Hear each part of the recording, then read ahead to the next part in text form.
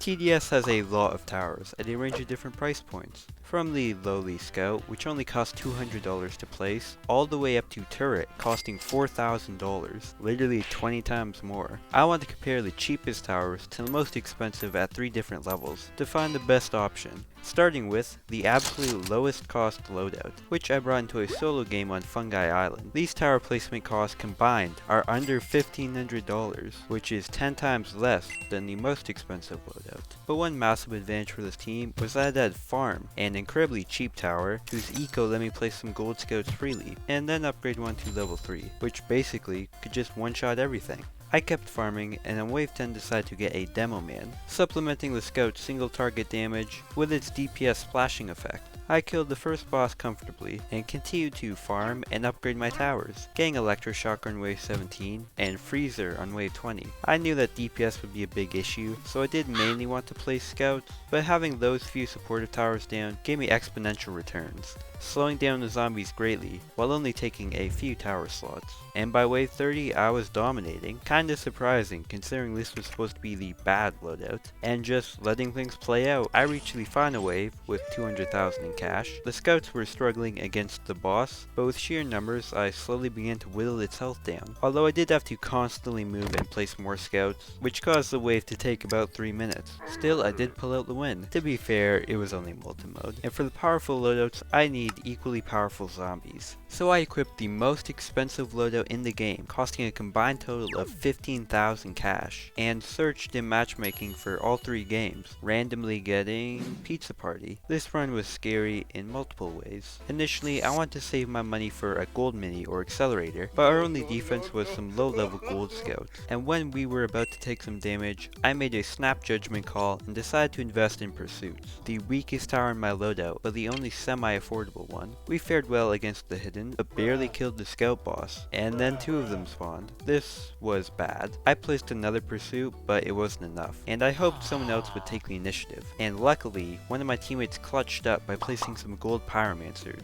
doing just enough so we could barely survive. From there things picked up a bit, and my team kept farming, while I just saved money, since without farm, all my expensive towers were completely out of reach this early. At wave 20, the shotgunner zombie mirrored the scout, with the first one going down easily, and the latter pairing being quite a bit scarier. With only a few pursuits, I started to wonder about the flyings, except the wind-up monkeys were about to kill us. Luckily, we had some backup wardens, which barely saved us, and Accelerator was placed in the ball pit. Honestly, you should subscribe just for this. My teammates got better towers as the balloon boys spawned, while I still had no money to upgrade pursuits, so I was forced to place another low-level one, and we would have still lost if not for my teammates' rangers. I placed a few gold minis, but didn't upgrade them much, and really I had to rely on my team a lot here, and they definitely stepped up. As we reached wave 30, the commander puppet wasn't much of an issue, nor were the hordes of puppets in the following 5 waves, and I got my 3 pursuits fully upgraded. I was finally making decent money, and generally we were doing a lot better, until randomly this necromancer boss got really far along the path. I thought we were just about to lose, but we were okay. I was finally able to place down a few accelerators, but even so, by wave 40, I only had 9 total towers placed, or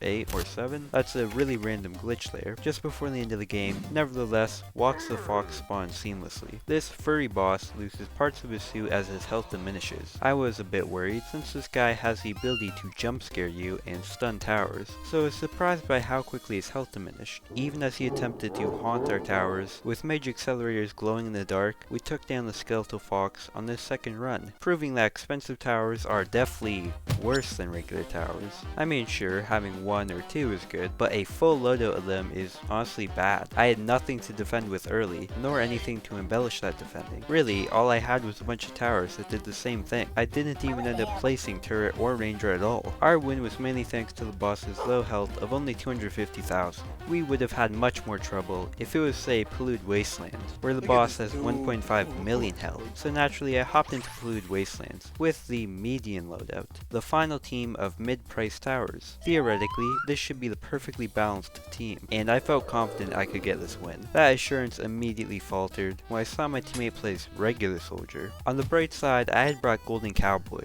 a more expensive alternative to farm, which another teammate also brought. The early early game was really slow due to the sheer length of this map's path, but I got another cowboy and preemptively placed DJ so no one else could take the spot. I have bad memories of this, which I paired side by side with an engineer, a surprisingly fairly priced tower, which is of course strong. Continuing on, I knew this game mode essentially requires an accelerator to beat wave 22, so I nervously waited for someone to place it, where luckily Medoda did on wave 18. My other two teammates weren't as high level due to a bit of uneven matchmaking, so I was relying on him pretty heavily. Even with Call of Arms and multiple upgraded accelerators, the Abomination was a hard power check, which taxed us heavily, only dying at the third loop. I placed and began upgrading more engineers, seeing as we were struggling for damage, but there is a major issue in wave 28, being the rushers, both overpowered and fast. We need a lot of DPS quickly, but with only one accelerator player, a couple engineers, and some soldiers, we never really had a chance. And this loss seemed to prove that the mid-price loadout